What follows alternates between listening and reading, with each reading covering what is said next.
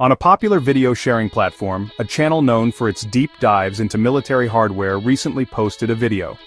The title was simple, yet provocative. 10 minutes that will change how you see the Philippine Navy. The description promised a look at a transformative moment, a turning point for a maritime nation long defined by its vintage fleet. It wasn't just about a single ship, it was about a new philosophy, a strategic shift made manifest in steel and in advanced electronics. The video hinted at a future where the Philippine Navy could project power and defend its vast territorial waters with newfound confidence. This wasn't mere speculation or wishful thinking, it was based on concrete developments, the imminent arrival of hardware that would redefine the archipelago's defense posture for a generation. The video captured a sentiment bubbling just beneath the surface of regional defense analysis. For decades, observers have watched the Philippines operate a navy composed largely of World War II-era hand-me-downs and patrol craft ill-suited for the complexities of modern naval warfare. The promise of change, symbolized by the arrival of a new class of warship, represents more than just a technological upgrade. It signifies a national commitment, a declaration that the Philippines is ready to assume a more assertive role in safeguarding its sovereignty and contributing to regional stability, moving from a reactive posture to a proactive one. The anticipation is palpable, not just within military circles, but among ordinary citizens who understand the importance of maritime security for an island nation. The West Philippine Sea is a critical artery for global trade and a source of national wealth, making its protection a paramount concern. The introduction of a modern corvette is a tangible sign that the nation's leaders are taking these challenges seriously. It's a story of ambition, of a country leveraging strategic partnerships and investing in its future to build a navy that is not just present, but potent. This single acquisition acts as a powerful symbol, heralding a broader transformation that is quietly but surely reshaping the armed forces of the Philippines from the ground up. This isn't just a story about military hardware, it's a narrative about national identity and strategic foresight. The decision to acquire these modern assets reflects a deep understanding of the evolving security landscape in the Indo-Pacific. It is a calculated move, part of a multi-phased modernization program designed to build a credible deterrent and enhance interoperability with allied forces. The arrival of this new warship in 2025 will be a watershed moment, the culmination of years of planning and negotiation. It will be the day the Philippine Navy turns a page, leaving behind its legacy fleet, and sailing confidently into the 21st century, ready to face the challenges that lie over the horizon. The centerpiece of this naval renaissance is the acquisition of a Pohang-class corvette, a vessel with a proven track record and a formidable reputation. In a significant agreement finalized with South Korea, the Philippines is set to receive a decommissioned but thoroughly refurbished Pohang-class ship. Originally slated for delivery in 2023, the transfer was rescheduled, with the corvette now expected to join the Philippine Navy's fleet in 2025. This vessel, formerly the Rox Andong, will be rechristened as part of its new service, though its official Philippine Navy designation is still pending. This transfer is not merely a handover of old equipment, it's a strategic partnership involving training, systems integration, and a significant upgrade to the ship's combat capabilities before it ever leaves the shipyard in South Korea. But this corvette is not arriving in a vacuum. It is the lead instrument in a much larger orchestra of military modernization playing out across all branches of the armed forces of the Philippines. This period, particularly around 2025, will be remembered as a time of unprecedented capability infusion. The Philippine Air Force, for instance, is expecting the delivery of its first batch of FA-50 Block 20 light combat aircraft. This advanced version follows the initial 12 units acquired earlier, and will reportedly be equipped with active electronically scanned array radars, and the capability to deploy beyond visual range air-to-air missiles, transforming the country's air defense and strike potential overnight. Simultaneously, the skies will be further secured by the arrival of new ground-based air defense systems. The Philippines is acquiring the Spider-Mester system from Rafael Advanced Defense Systems. This medium-range surface-to-air missile system provides a critical protective bubble around high-value assets, capable of engaging enemy aircraft, drones, and cruise missiles from a significant distance. The deployment of 3 batteries of the Spider system is expected to be fully operational around the same time frame, creating a layered air defense network the Philippines has never possessed before. This system will work in concert with the new fighter jets and naval assets, creating a truly integrated defense posture. On the ground, the Philippine Army is also undergoing a dramatic transformation. It is in the process of receiving a new fleet of light tanks, a first for the nation. The acquisition includes 18 Sabre light tanks from Elbit Systems, based on the Ascod tracked platform, and 10 Pandur 8x8 wheeled light tanks. These vehicles, armed with a powerful 105mm main gun, will provide mobile direct fire capability. Alongside these tanks, the Army is also receiving new 155mm self-propelled howitzers, the Atmos 2000 system, which will drastically increase the range, accuracy, and responsiveness of its artillery forces. This concerted effort highlights a holistic approach to national defense. The strategy is not just to plug one gap, but to build a comprehensive, multi-domain system of systems. The new Corvette at sea, the FA-50S in the air, the Spider systems guarding the skies, and the Sabre tanks on land are all interconnected pieces of a larger puzzle. They are designed to communicate, share data, and operate jointly, creating a synergistic effect where the whole is far greater than the sum of its parts. The year 2025, therefore, is not just about a new ship for the Navy, it's about the birth of a modern, integrated and more formidable armed forces of the Philippines. To truly appreciate the leap forward that the new Pohang-class corvette represents, one must look at the ships that have formed the backbone of the Philippine Navy for decades. For many years, the Navy's most prominent surface combatants were former U.S. Navy vessels, former U.S. Coast Guard vessels, many of which were veterans of World War II. Ships like the BRP Raja Humabon, which served until 2018, were Cannon-class destroyer escorts launched in 1943. These vessels, while maintained with incredible dedication by their Filipino crews, were museum pieces sailing in a modern world, armed with vintage guns, lacking any form of missile armament, lacking modern sensor suites. They were symbols of resilience, but also of technological stagnation. The three former U.S. Coast Guard Hamilton-class cutters, acquired in the 2010s and renamed the Del Pilar class, were a significant improvement. These ships, built in the 1960s, provided the Navy with long-range patrol capabilities and were far more seaworthy than the older destroyer escorts. However, they were still fundamentally patrol vessels, lightly armed with a 76mm main gun and smaller cannons. They lacked the anti-ship missiles, modern sonar, advanced combat management systems necessary to be considered true surface combatants in a contested environment. They could show the flag but possessed limited ability to fight a peer adversary.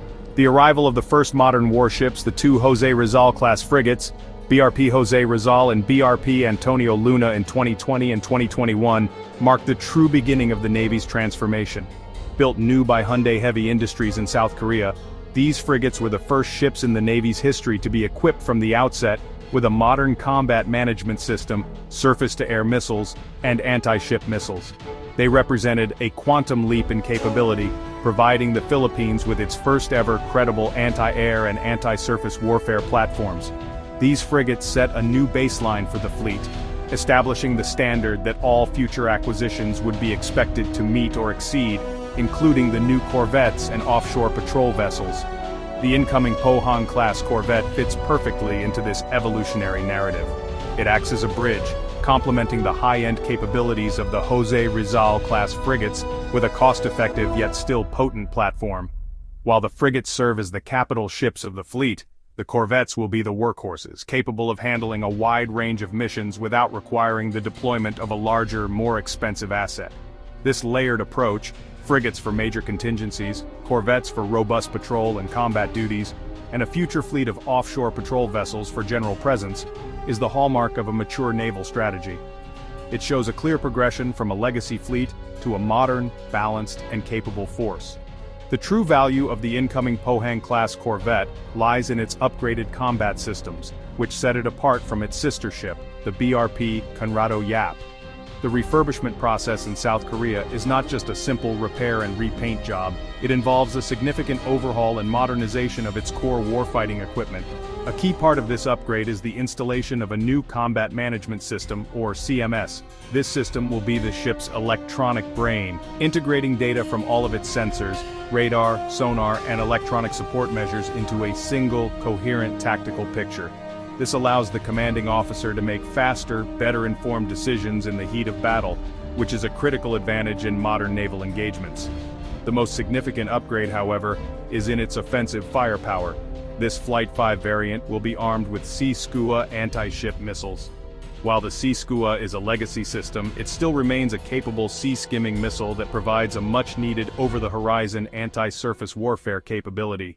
The ability to launch a missile and strike an enemy vessel from dozens of kilometers away is a game-changer for the Philippine Navy. Furthermore, the Corvette will retain its potent gun armament, including a 76mm Oto Malara main gun and twin 40mm Bofors secondary guns, making it formidable in engagements at closer ranges. This combination of missiles and guns gives the ship a flexible and layered offensive capability. Defensively, the Corvette is also receiving crucial enhancements. While its primary role is surface combat, it retains a respectable anti-submarine warfare suite. This includes a hull-mounted sonar system to detect underwater threats and depth charge racks for prosecuting submarine contacts. More importantly, its defenses against missile threats will be bolstered. The upgrades are expected to include a modern electronic warfare suite designed to jam and deceive incoming anti-ship missiles, along with chaff and flare launchers to act as decoys. These systems provide a crucial layer of self-protection, increasing the ship's survivability in a high-threat environment and allowing it to operate with greater confidence in contested waters. When compared to its predecessor, the BRP Conrado Yap, the differences are stark. The Conrado Yap is primarily an ASW-focused platform, armed with torpedoes and depth charges, but lacking anti-ship missiles. The new Corvette, with its Sea Skua missiles and advanced CMS, is a true multi-role combatant with a strong emphasis on surface warfare. This specialization allows the Navy to deploy each ship according to its strengths. The arrival of the second Pohang-class Corvette doesn't just add another hull to the fleet, it introduces a new and desperately needed set of capabilities, filling a critical gap in the Philippines' naval order of battle and providing a more balanced force structure. The accelerated pace of the Philippines' military modernization is not happening in a strategic vacuum. It's a direct and calculated response to the rapidly evolving security environment in the Indo-Pacific, especially with the escalating tensions in the West Philippine Sea. For years, the Philippines has faced increasing pressure in its own exclusive economic zone, dealing with maritime militia, Coast Guard vessels, and naval ships that challenge its sovereignty and interfere with the activities of its fishermen and resource exploration efforts. Official statements from the Department of National Defense have repeatedly cited the need to protect the nation's territorial integrity and sovereign rights as the primary driver for the modernization program. Data from news reports and maritime transparency initiatives paint a clear picture of the challenge. Analysis from organizations like the Asia Maritime Transparency Initiative consistently documents the near-constant presence of foreign vessels within Philippine-claimed waters, including areas like Scarborough Shoal and the Spratly Islands.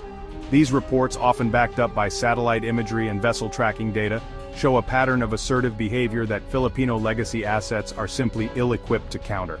The acquisition of modern warships like the Pohang-class Corvette is a direct answer to this gray zone coercion, providing a more credible presence that can't be as easily intimidated or ignored, and raising the potential cost for any aggressor. Furthermore, the modernization effort is about shifting the Philippines' defense posture from one of internal security to one of external or territorial defense. For decades, the AFP was primarily focused on counterinsurgency operations within its own borders, but now, the national defense strategy has pivoted to address external threats as the more pressing long-term concern. This strategic shift calls for a different kind of military, one with capable fighter jets, anti-air missiles, and blue-water naval vessels. The Pohang-class Corvette, with its ability to patrol the EEZ for extended periods and engage hostile surface combatants, is a perfect embodiment of this new direction.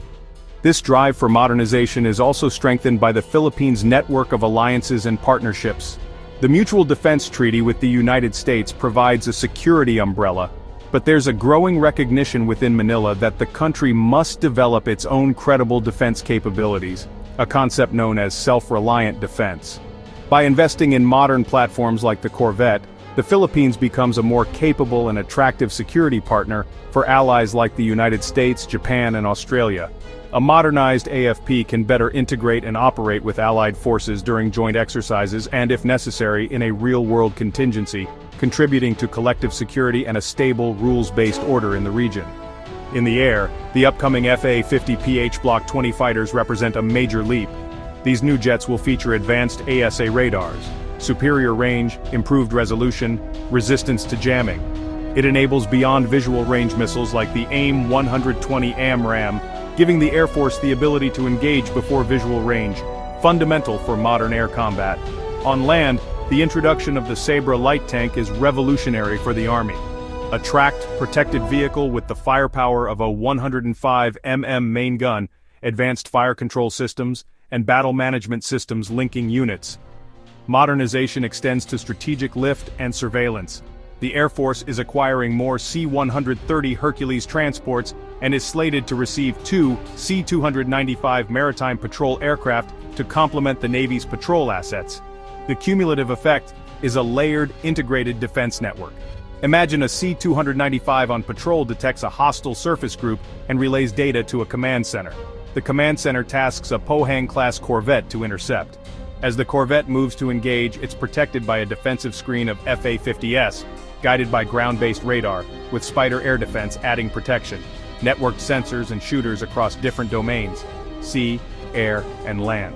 It's the integrated capability, not just individual platforms, that transforms the Philippines' defense posture. The arrival of the Pohang-class corvette and its contemporary systems represents a fundamental change in the Philippines' strategic outlook and role in the Indo-Pacific. This is the tangible result of the revised AFP Modernization Program, a long-term, multi-billion-dollar plan broken into 3 horizons: internal security, external defense capability, and future expansion. Analyzing the data shows this is a paradigm shift. For decades, the Philippine defense budget was one of the lowest in the region by GDP share, with the country relying heavily on its treaty alliance with the United States for external defense. The new strategy emphasizes building a credible deterrent, not to match a superpower, but to make any potential aggressor think twice by having ships that can sink other ships and jets that can shoot down other jets. This posture has profound implications for regional security.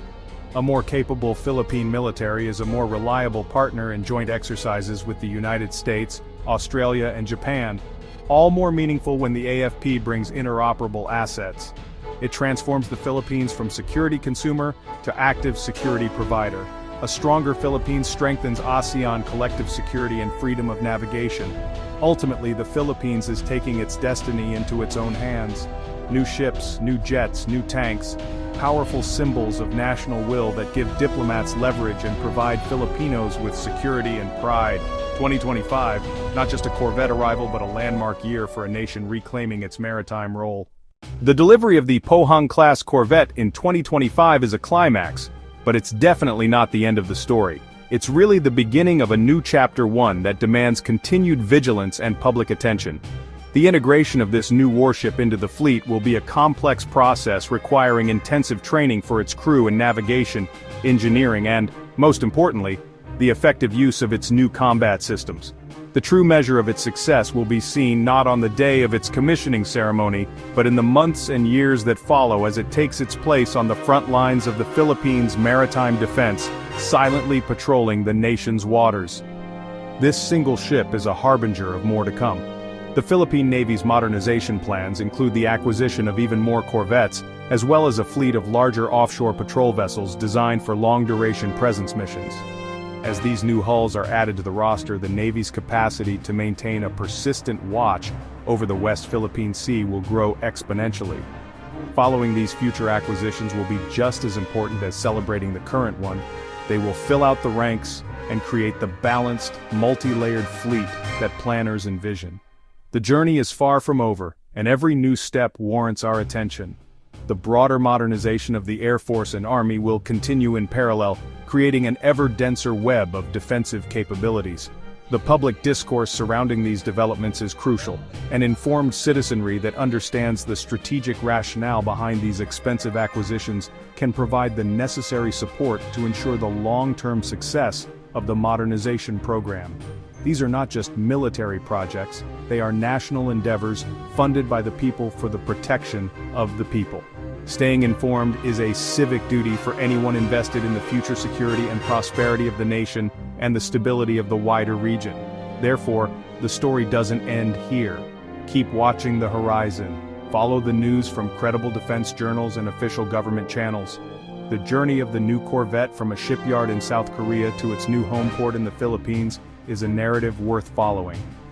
As you see more updates, photos, and videos, remember what it represents: a nation's resolve cast in steel. We encourage you to continue learning, to discuss these developments, and to share this story of transformation. The next 10 minutes of a video might have changed how you see the Philippine Navy, but the next 10 years will define its future. Be sure you are there to see it. What we've witnessed here is more than just the acquisition of a single warship. It's the story of a nation's strategic awakening, a maritime country reclaiming its place in an increasingly complex world. If this deep dive into the Philippines' naval transformation has opened your eyes to the strategic realities shaping our region, then I invite you to become part of this ongoing conversation. Hit that like button if this analysis provided valuable insights you hadn't considered before. Subscribe and ring the notification bell to stay informed about the latest developments in regional defense and military modernization. But most importantly, share your thoughts in the comments below. What aspects of this modernization program do you find most significant?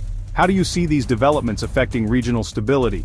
Your engagement doesn't just support this channel, it contributes to a more informed public discourse about the critical security issues that will shape our future.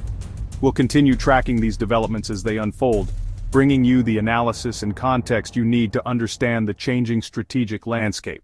Thank you for investing your time in understanding these complex but crucial topics.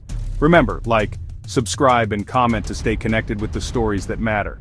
Your engagement makes all the difference. Until next time, keep watching the horizon.